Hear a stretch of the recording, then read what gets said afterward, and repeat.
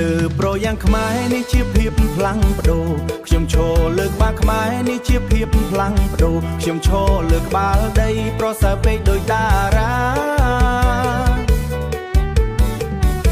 ចែករំលែកស្នេហានិងគំនិតកំសាន្តជាមួយលេខស្នេហានិងគំនិតកំសាន្តជាមួយមិត្តភក្តិដែលមិនឈប់នឹកឃើញជេ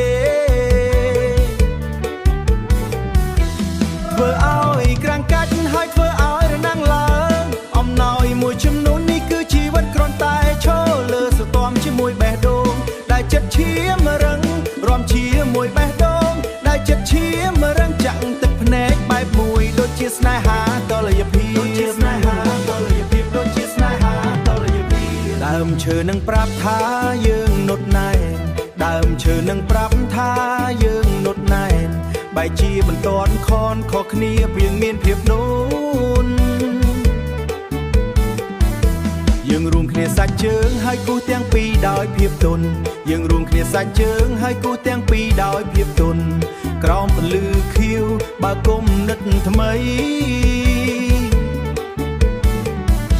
ធ្វើឲ្យក្រាំងកាច់ហើយធ្វើឲ្យរណាំងឡើងអំណោយមួយចំនួននេះគឺជីវិតគ្រាន់តែឈរលើស្រទាំជាមួយបេះដូងដែលចិត្តឈាមរឹងរំជាមួយបេះដូងដែលចិត្តឈាមរឹងចាក់ទឹកភ្នែកបែបមួយដូចជាស្នេហាតលយភាពដូចជាស្នេហាតលយភាពដូចជាស្នេហាតលយភាព